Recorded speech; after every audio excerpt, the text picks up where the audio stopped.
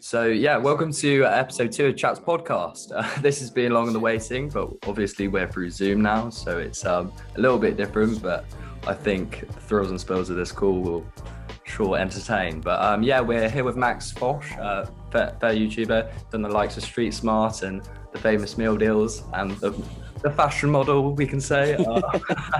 But yeah, no, how are you doing, Max? How's it been? I'm very well. Thanks for having me, guys, and Jacob. I appreciate it. It's always nice to see people like doing things in lockdown and quarantine and COVID times, still creating.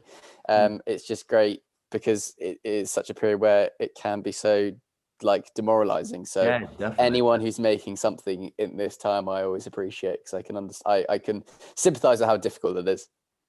I feel like I've been most productive, like, even in this time. Do you know what I mean? Like, I actually feel like I've had the most, like, because I've been sitting alone doing, like, literally nothing. Yeah, Jacob, lucky boy. I'm just sat here thinking, what the hell can I do with myself? Have you been in London all this time? Yeah, I've been in London all this time. And I think because I am a YouTuber, there is this kind of, like, this expectation because of COVID, because of lockdown. It's like, oh, well, this is a great time for you. Like, oh, my God, everyone's watching YouTube at the moment. So this is great. And I'm sat there thinking, well, no, it's not. I don't really know what to do. I can't make videos from within my flat. So it's been a real struggle to just make things that are COVID friendly, but are just a little bit more exciting than sat in my room, doing a classic challenge based video. So that's been the biggest problem for me over the course of the last year. Yeah. Where do you think you got like your wacky ideas from? Because of course you've, was it the best selling book, The Roundabout? Like, I guess you had to sell your roundabout because, of course, buying food every day for the essentials. So, how do these ideas come about? I think a lot of the time, I think people expect it to be just like I'm sat there on my sofa and then one day I come up with this great idea and it's like that. It's not at all. Normally, the ideas come from things that already exist that I've just changed a little bit. And I think that's a problem with not problem, but think there's a sticking point when it comes to YouTube or podcasting or anything creative. They think I need to come up with something so unique, so new, nobody's seen it before. When if you start thinking down that kind of thought process, it's so overwhelming because everything has been done in some way, shape or form. So what I try to do is I see something that's already existed and just change it just a little bit. So for example, I recently did a video where I stuck my CV on my car and parked it outside of Radio 1. Now, that is just a video idea that was done during the recession in 2008 when someone spent their last 500 quid on a billboard that said hireme.com. And it was a big picture of this guy called Sam. And he ended up getting loads of jobs from it.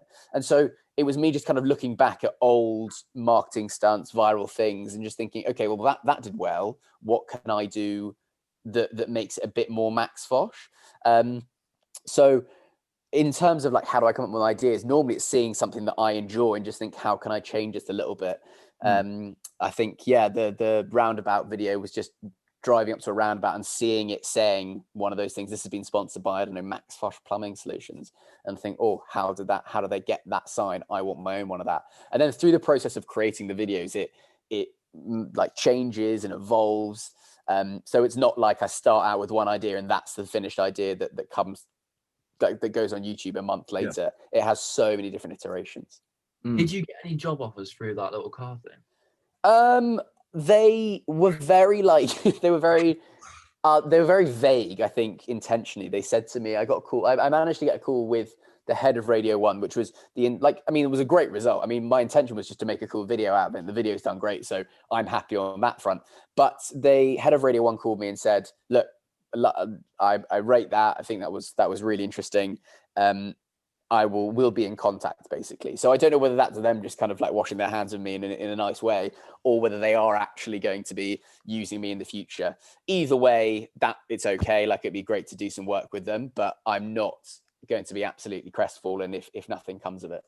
Would you say like you started off with the journalist thing? Because of course you went to Newcastle University and there was we had it was like English. Did you study English literature? Was it right? Yeah, I studied English literature. Although, I mean, I say I studied, and I don't want to be like that guy, but I didn't go to uni. I did no work. My uni, like, I hate when people say that, but essentially that is true to a certain degree, because I was at university just to do and experience as many different things. Like I say, I didn't do uni work because not because I was going out partying and getting drunk every night. It's because I was just doing all the extracurriculars. I was doing plays. I was hosting events. I was doing pub quizzes. I was in the student radio, the hospital radio. So I was doing loads and loads of things at the same time. And then the university work was purely just like, I kind of gamed the system as in every module that I did, I would look what the assessment was rather than what the subject matter was. I didn't care what the subject matter was. And I would just pick modules that had like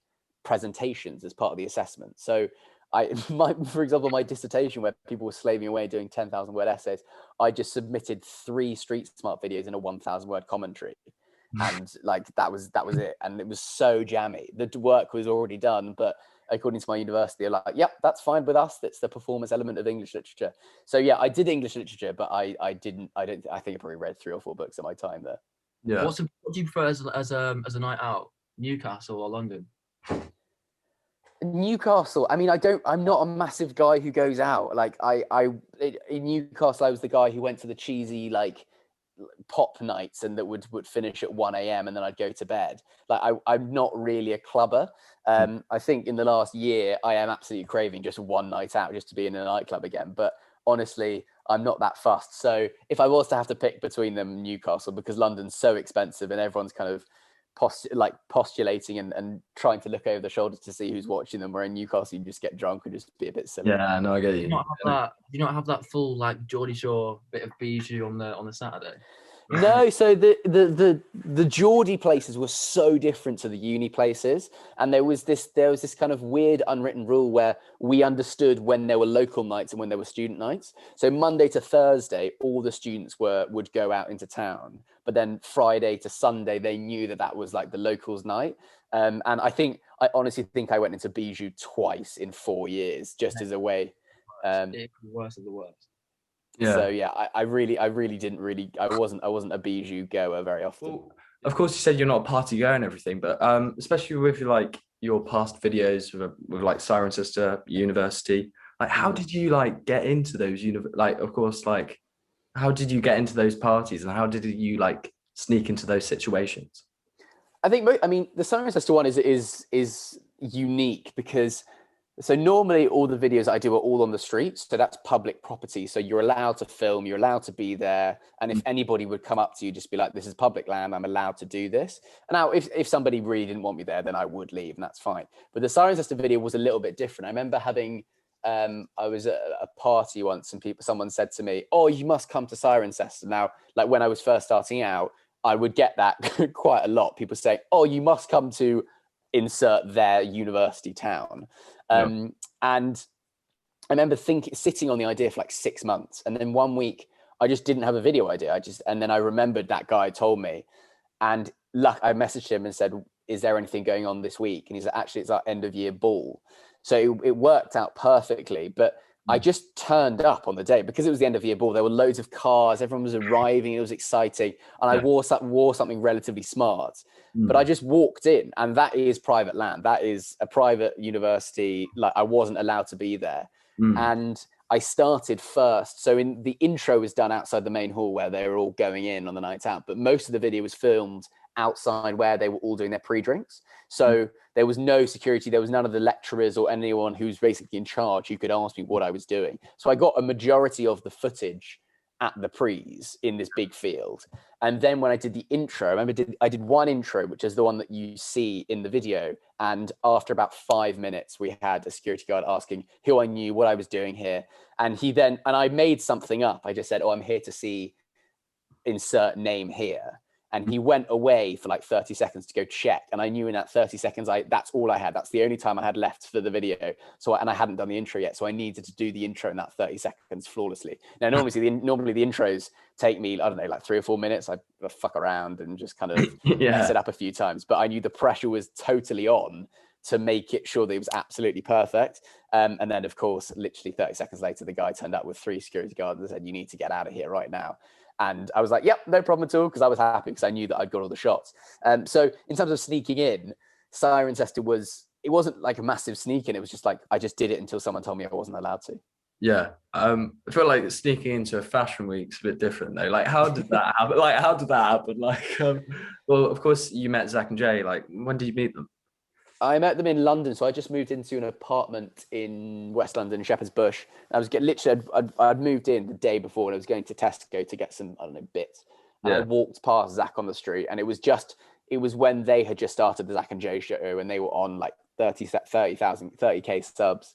And I just messaged him saying, "Hi mate, if you ever need some help filming, let me know." And I didn't expect a message back. And then he replied the next day being like, "Do you want to come and film at this place tomorrow?" This was like 3 months before the Fashion Beat vid. And I did. And then I just started filming for them for a while.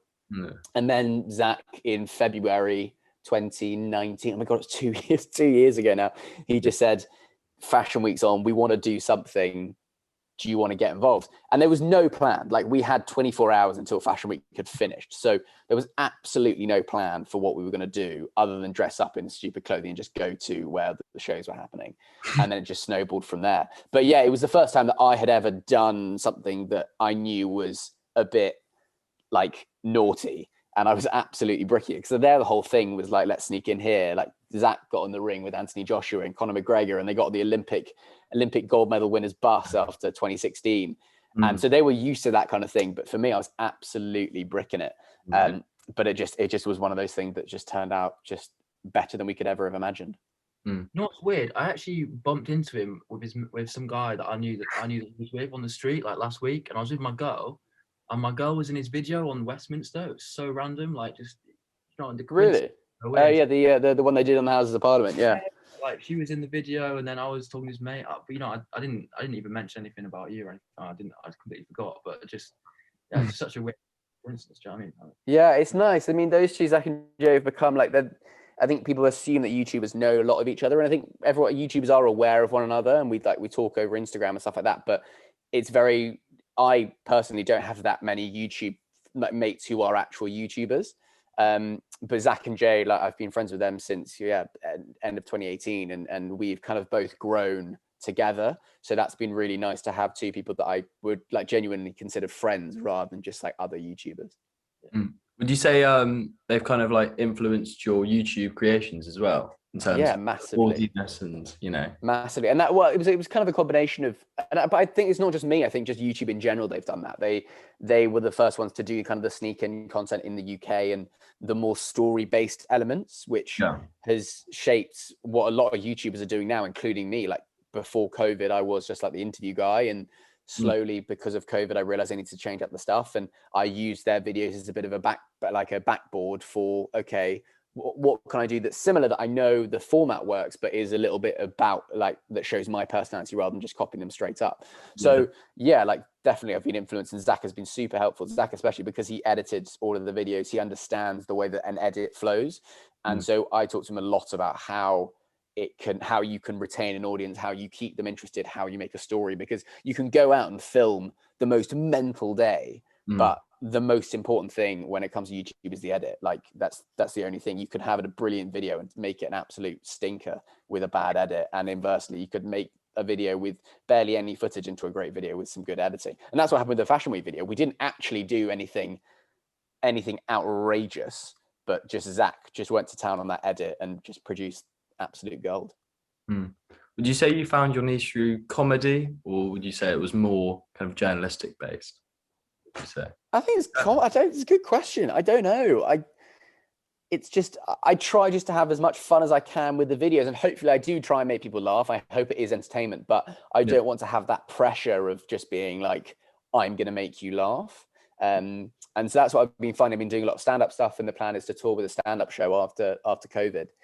And a lot of the time I would talk with the people who are working on the show with me about whether this was a stand-up set or whether this was a theatre show, kind of, because I really it scares the shit out of me just standing on stage with a microphone for 60 minutes and the audience expecting to just laugh. Like, come on, monkey dance. Like, I need you to make me laugh right now. That is terrifying to me. So the stand-up show is a little bit like the videos in the sense that, yes, it is entertaining and hopefully humorous, but there is like a story behind it, and it tells something is happening rather than just, this is funny, please laugh. Yeah. No, it's like with Fashion Week, was it Jacob's experience fashion as well? Like, I don't know, I was really like, Wait, did you like enjoy Fashion Week as the kind of like, I don't know, kind of like an arts based kind of like IUP as well, instead of not just like kind of like, I don't know, for your work? Or did What, as in, like, did we enjoy Fashion Week when we shot the video? yeah, so yeah, did you enjoy kind of like the arts based of it, or was it more the fact of your work? Not at all. Like, for Really? me, it was just get the video and get out. Like, when I got into the Is You show, I was just sat there thinking, what can I film here? Because Zach and Jay were still outside. They had no idea what was going on. So it was down to me. So I was like, what can I film that is going to be added to the video? Because I knew this was going to be the big ending. So I just got lucky in the sense that I sat next to some people who were from Made in Chelsea. I had absolutely no idea who they were, but they seemed quite on board with the idea and thought it was quite funny. It was Jacob Woodley and all that. Yeah, like I remember speaking to her, and I was like, "What do you do?" And she said, "I'm an influencer." And she's like, "Oh," I said, "Oh, great. What kind of influencing?" And then she said, "I'm in Made in Chelsea," because I don't watch the show. And so we kind of then had this kind of like rapport back and forth of just chatting, because she found it really funny. But in terms of did I enjoy Fashion Week, definitely not. I was just absolutely bricking it. Hey, you're lucky though. Like I actually have to walk in the shows. Like, and I get put in the weirdest stuff. Like even more weird than what you get. Like they just look at my face and go, "Yeah, we'll put him in a pink suit." Yeah, do you know what I mean? Like it's just way worse. Yeah.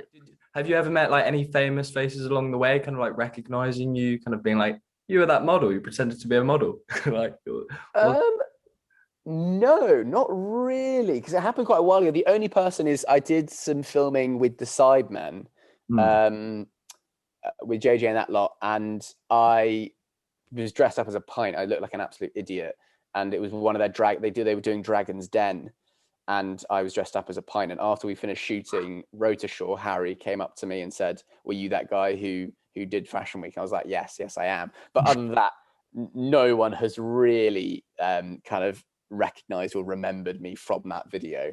But a lot of people have seen the video, which is cool to know. That it is something not anymore, because I think it's been probably its time has run its course. But it was something that was relatively buzzing when it first came out. How did the like meal deal situation go? Like, do you love your food or something, or was that just like a British? That was just something that appeared from just like my group of friends. Like on our group chat, we always like do that. We always like rate each other's meals. And I realized that it's actually a really popular thing in British culture to do that. Like there are Facebook pages and Instagram pages all about that, like rate my plate, rate my meal deal.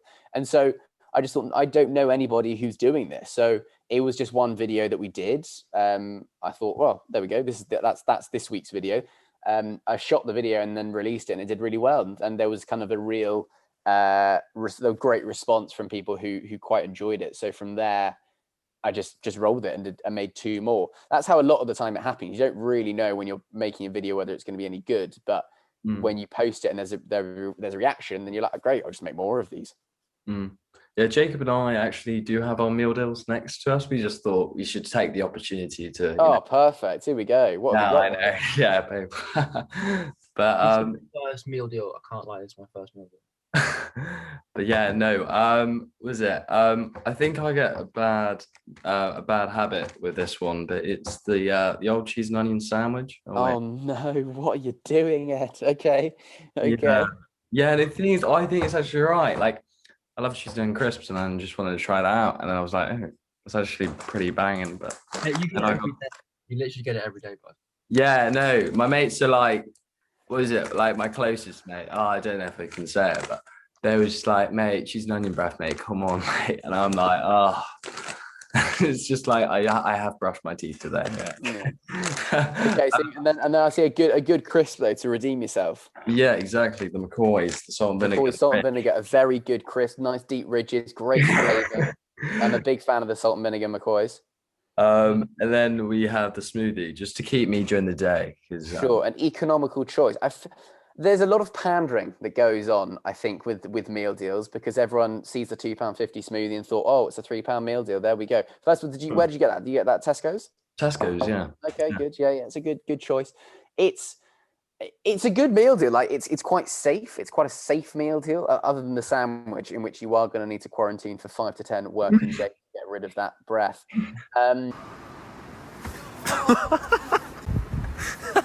That the crisp are they're a good zing to the sweetness, I think, of the cheese and onion of the sandwich, and that the smoothie, it's good. Yeah, but it's just, everyone knows it's good. Everyone knows that to pander to your audience, you're going to get a smoothie. So it's not. It's like you've gone for a really safe choice on the X Factor in terms of song choice, rather than just maybe taking a risk. So Ed, I think in general that cheese and onion marks you down at least 3 points.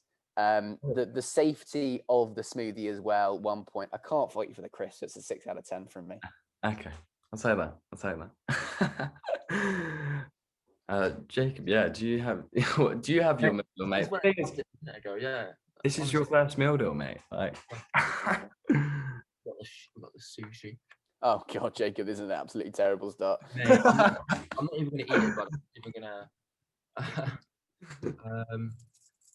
Starbucks coffee. Well, I think have you personally just tried to get the worst meal deal you could imagine? Yeah. Chocolate pot. I'm not even gonna kind of give you feedback on that. It's a 2 out of 10, and that's being very generous. I mean, the sushi looks dangerous, not just disgusting. It looks dangerous to your health. The coffee pot, look, I mean, why do you don't? That's not going to refresh you on a lunchtime meal. And the chocolate pot, actually, I'm not too averse to the chocolate pot. I like when people get sweet snacks rather than the savoury crisps. So you get a couple of points there, but it's 2.5 at best, Jacob. I'll say that. Yeah, we're not buying a meal deal again. I think that's the thing. I think we're gonna make our own sandwiches for now. Good, economical. That is a strong meal deal. Making your own. What is your meal deal? What do you get? I was asked this question the other day, and I was worried that I'd kind of like never said it before. And if I had never said it, I would like keep it quiet, because it's this like allure and mystery, because I'm the coach. I don't play the game, guys. But I would say that mine is probably, I go for it's Tesco, of course. I go for one of the chicken and bacon ones, but the chicken and bacon one at Tesco, where they've like blended the chicken, bacon, and mayo into this like paste. Like it's kind of a mystery meat. You don't really know what it is, but it is incredibly tasty. So get that on the sandwich. The crisp of the snack is the beef hula hoop, big beef hula hoops, absolutely brilliant stuff. There's the kind of an entertainment factor with putting them on your fingers. It's like you're a child again. It's great. And then you finish off with probably a peach iced tea. Very dry, a very dry drink, but it goes down an absolute treat after the beef hula hoop. So yeah, chicken and bacon sandwich, beef hula hoops, and a peach iced tea. What was it with StreetSmart? Of course, we've got a few comments here as well. We picked out a few comments from loads of your videos. So we just wondered like whether you can remember these famous drunk quotes. Okay. From these unis. I'll start. Me and Jacob will just interchange, but okay, so I'll say, should I say it in a posh voice, or is that kind of, I don't think I should. Well, yeah, because then it might give away that it might have been a posh episode rather than just kind of a normal university episode. Yeah, that's a good point. Okay, I'll just say normally. Definitely a lot of mummies and daddies have been here. Oh, I remember that. That was Jasper. Big fan of Jasper. That was Jasper during the Cirencester video.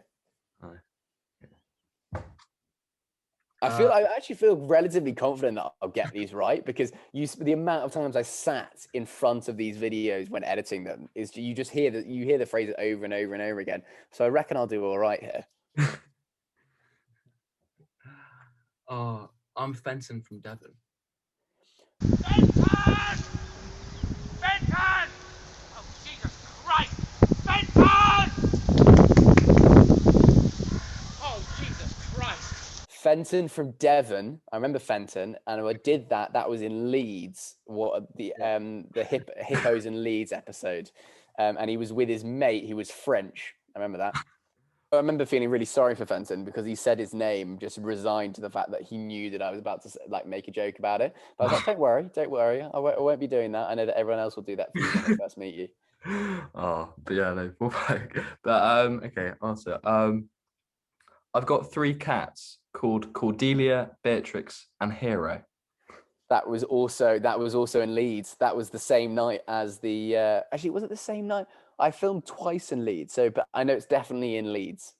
There's some knowledge. Oh, I live here, but I'm an electrician. Oh, I remember that. So that was a guy. It's either at Oxford or Cambridge, because I remember that I did one of those videos where I was filming and all the people I'd spoken to were students, and there was just this one guy who was just on a night out when he worked on a Wednesday. He was working. It was a Wednesday night, and he was on a night out, and he was working. I think that was Cambridge. I think that was. Yeah, I'm pretty sure that was Cambridge. Yeah. Okay. 4 out of 4. That's crazy. Okay, I'll pick this one. So A stars and maybe a few Bs, but not too many if you want to get into. Just saying. Oh no, he still has maybe a few Bs. Was that Cirencester? Did I then ask him if he worked for the admissions office or not? The thing is, I think I was watching I was watching a while ago, and the thing is, you said the same thing, the admissions office quote. Did I make the same joke? Yeah, the thing is, it's a funny one, so I don't blame it. But Was that also Cambridge then? No. Where is it? No, I've got it wrong. Where is it? This is my home city, Exeter. Of course. Yeah. And then it goes into the ABBA comment. Yeah, damn it, I got that wrong. 4 from 5. I've bottled it. That's all right. Yeah, this last one. All right. The above. Say that again, Jacob. The thing is, I don't even know how to say it. The above. The oboe, mate. Oh, no. No. The oboe. Yeah. Oh, that was in Liverpool. That was music and lyrics in Liverpool. It was. What would you say is your worst uni experience? Like, which uni was the worst one? Like, I think the worst experience wasn't because of the people who were there. It was more like the environment in which we had to film, and that was probably in Plymouth. So that was when I was doing the StreetSmart tour, and I was going to loads of different unis in 2 weeks. And we'd arrived in Plymouth, like we only had one night in each place. And in Plymouth, the weather was absolutely horrific. It was pouring with rain. It was like freezing cold. No one was really out. We found out that the nights out, no one was really out that night. Yeah. So the streets were absolutely dead. And so in Plymouth, it turned out a relatively okay video, but I remember just thinking every single person I see, I'm not even gonna like ask, can I grab for a quick interview? It's just like, I need to talk to you because I need to get out of it. And it turned, I don't think you can tell in the video, but I remember thinking when I was filming, thinking this is really, really tough. And so I think I luckily got the video done, but it was just horrible. It was a horrible experience. Yeah, no. Well, I'm from the West Country, and the thing is, I think most of us, like from Devon and that, and my mates, we don't really go to Plymouth for a night out. I think we mostly go to Exeter. I think What did you think of Exeter? Exeter was funny because it was the first time that I'd understood that the various stereotypes about different universities are actually really true. Because everyone that I'd met when I did the video at Exeter was exactly the kind of people that I would think would go to Exeter, and the same when I was in kind of Manchester and Newcastle and Oxford and Cambridge. So I enjoyed filming in Exeter, but it was just such a conveyor belt those 2 weeks that each night was just like, I need to get the job done here. I couldn't really enjoy myself when doing the filming process. It was like get the clips and just go. So, but yeah, I enjoyed myself. Definitely enjoyed myself. And what do you think was like your overall best moment from StreetSmart? Like the thing that just hits your head, and you're just like, StreetSmart. I think just the process. It was really cool, actually. I did a video in London, outside. So there's kind of a like weird tradition where I'll go to 151 in London to do like the end of the year roundup, and I always call it like the year, so 2020, with Posh people. I always know that it does well. And I did it outside 151 at the end of 2020. And just there was like a huge queue of people who were waiting to be interviewed. And for me, it was such a cool feeling because I'd been doing StreetSmart for 2.5 years by that point. I'd made, I don't know, hundreds of episodes of StreetSmart. and it got to a stage where people wanted to be interviewed, and like there was no longer I was having to stand there in the cold like begging people to chat to me. And so that was probably the best moment that I think of when I come to think StreetSmart, because it took a long time, it took a lot of work, and to finally to be in a position where people enjoyed the videos and people were coming up to me and asking to be in the video, it just made everything easy and kind of made it all worth it after such a long slog of just making video after video after video. Yeah, definitely. Do you think we can expect more StreetSmart from you for the future? Yes, I think so. I don't want to say definitely, because I don't know, and I think you, as a YouTuber, your content constantly evolves, and that's one of the biggest problems that YouTubers have, is because they gain an audience by making a certain type of content, and then it's natural that after a while you want to start making other types of content. You want to move away from that, but your audience came and stayed for a certain type of content. So I think, yeah, I'm sure I would love to. I'm sure I will do some more StreetSmart stuff in the future, probably more at events. I think the university stuff has slightly run its course, because I'm nearly 26, so I'm quite old, and I don't want to be that guy who's just going back to university and making university videos. It's not a particularly good look. So I know that StreetSmart will come back in some format, and probably when I go to events. But in terms of doing, I probably won't be doing another like university tour again, purely because it's so just mentally, it's just grueling. It's just like traveling all the time and making, there's not really a day off. And also I just think that it's the channel has evolved since then. Yeah, no. What about raves in London? What about StreetSmart? The other thing is just, I've got to think about whether I'm gonna, first of all, whether I'm gonna be allowed to film. A lot of the time, like, it's not the case. Some people have said, oh, can you come to my school? Oh, it'd be great if you did a video at like my school. And I think, well, there are logistical planning that I need to think about this. I won't be able to talk to anyone who's under 18, for example, and getting permission and stuff is always tricky. So like stuff like raves, and also I'm thinking of the audio quality, how the hell would that work? That would be an absolute nightmare. So yeah, in theory, yes, of course, like why not? It sounds great. But on the other hand, I've always got to be thinking of the logistics of it. Does it work? How will it be received? What's the title? And I've now become a lot more aware what's the title and thumbnail of a video going to be, because that is annoyingly the thing that does best on YouTube. Like if you've got a great title and a great thumbnail, that's going to do really, really well. And it is my full-time job. So I'm always thinking of how can I utilize and make sure the videos do as well as they possibly can do.